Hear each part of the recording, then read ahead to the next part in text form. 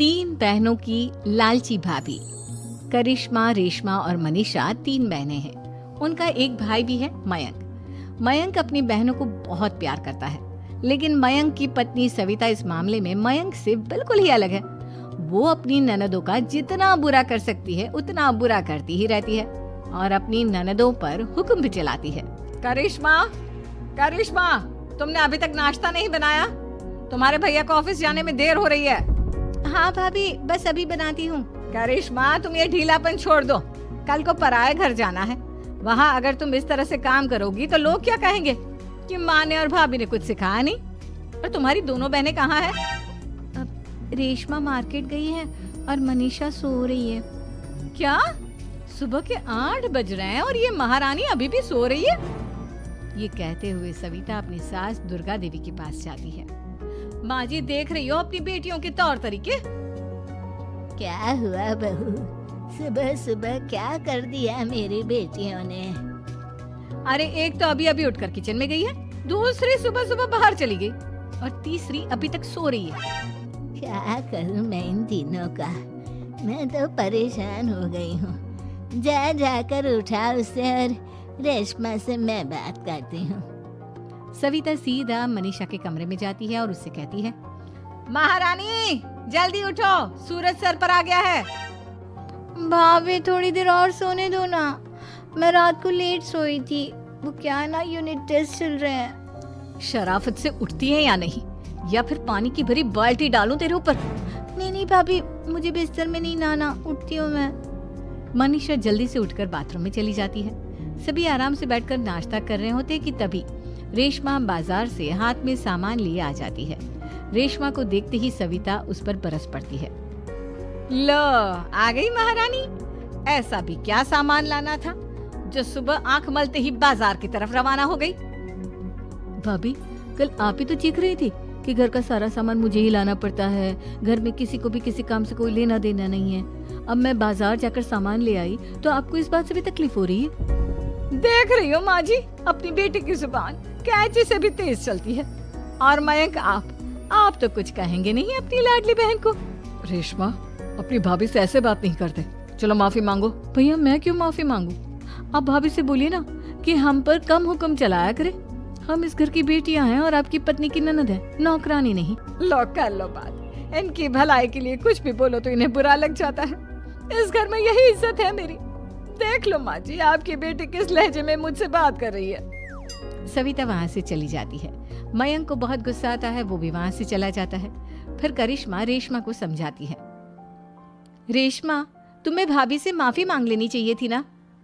लेकिन दीदी, मैंने कुछ किया ही नहीं, तो मैं माफी क्यों मांगू? हाँ करिश्मा दीदी, रेशमा दीदी जैसे ही घर में आई भाभी ही उन पर चिल्ला रही थी। हाँ, मैं मानती हूँ कि गलती भाभी की थी। मैं तो इसलिए बोल रही हूँ कि भाभी ने माँ को तो पूरी तरह अपने वश में कर लिया है। वो हमारी बात सुनती ही नहीं।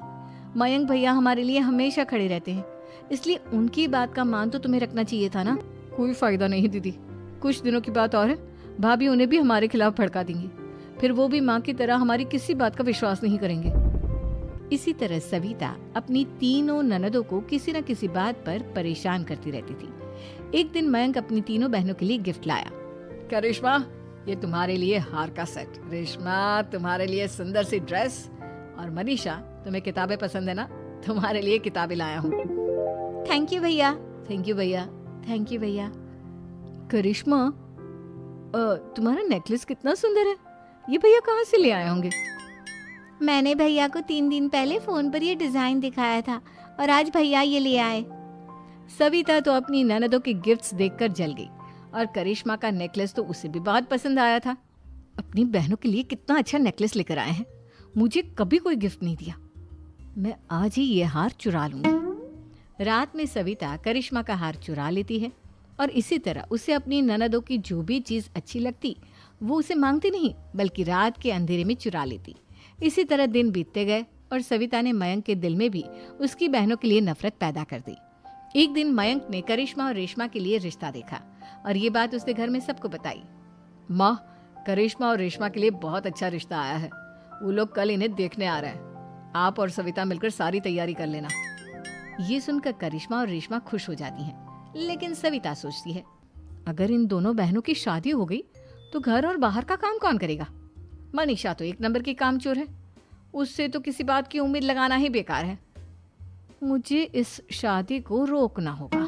अगले दिन सभी लड़के वालों के स्वागत की तैयारी करने में लगे होते हैं। तभी मयंक अपनी बहनों से आकर कहता है, तैयार हो गई तुम दोनों?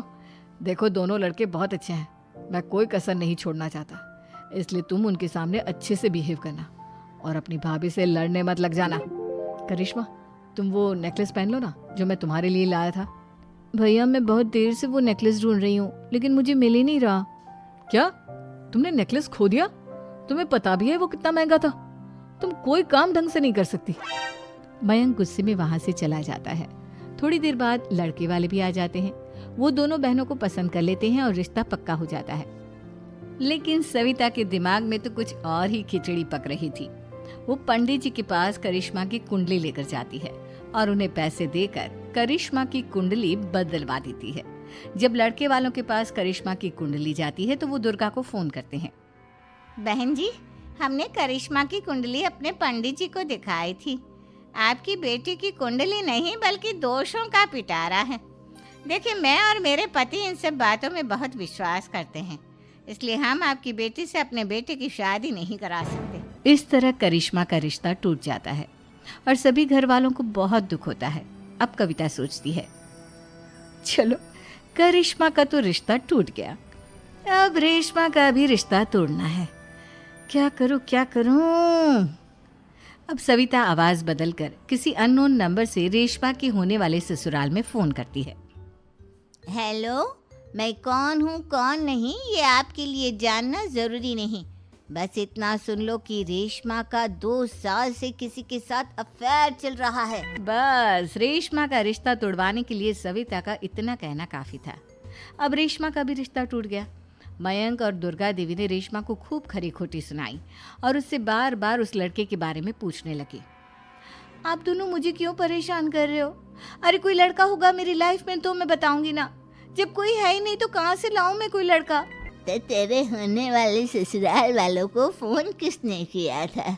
माँ मैं नहीं जानती किसने फोन किया था, मैं सच कह रही हूँ। मैं तो पहले ही कह रही थी इसकी लगाम खींच कर रखो, लेकिन मेरी सुनता ही कौन है। आप चुप रहिए भाभी, ये सब आपका ही किया धरा है। अब तीनों बहनों को विश्वास हो जाता है कि ये सब उनकी भाभी ही कर रही है। तीनों बहनें अपनी भाभी को सबक सिखाने के लिए एक वकील कर लेती है और घर में हिस्सा मांगना। देखो भैया, माँ बाप की जायदाद में जितना बेटों का हक होता है उतना ही बेटियों का, इसलिए इस घर के 4 हिस्से होंगे और हमें अपना हिस्सा चाहिए। मैंने तुम्हारे लिए क्या क्या नहीं किया और तुम इस घर में हिस्सा मांग रही हो? भैया, आप और माँ हम बहनों की कोई बात नहीं सुनते हो और भाभी हमारी शादी नहीं होने देगी क्योंकि उन्हें लगता है कि आप हमारी शादी में ज्यादा पैसा लगाओगे और उन्हें हम जैसी फ्री की नौकरानी कहाँ मिलेगी। तो हम भाभी के साथ तो रह नहीं सकते, हम बहनों को अपना हिस्सा चाहिए। अरे तुम्हें शर्म आनी चाहिए अपने भाभी पर ऐसा इल्जाम लगाते हुए। वो तुम्हारे बारे में कितना सोचती है। हाँ माँ, भाभी हमारे बारे में बहुत सोचती है, दिन रात बस यही सोचती रहती है कि किस तरह से अपनी तीनों ननदों को परेशान करूं और कभी मुझे पढ़ने भी नहीं देती। दोनों बहनों का रिश्ता भी तो इन्होंने ही तोड़वाया है और रात में हमारे कमरे में आकर हमारी चीजें भी चुराती हैं। इसी तरह सविता की तीनों ननदें अपनी बात पर अड़ी रही। अब कोर्ट में तारीख भी शुरू हो गई। जब सविता को लगा कि उसकी तीनों ननद इतनी आसानी से नहीं मानने वाली, तो उसने अपने पति और सास को सारी सच्चाई बता दी और अपनी तीनों ननद से माफी मांगी। मयंक और दुर्गा को भी अपनी गलती का एहसास हो गया। अब सविता खुद करिश्मा और रेशमा के लिए अच्छा रिश्ता ढूंढती है और उनकी शादी करवाती है।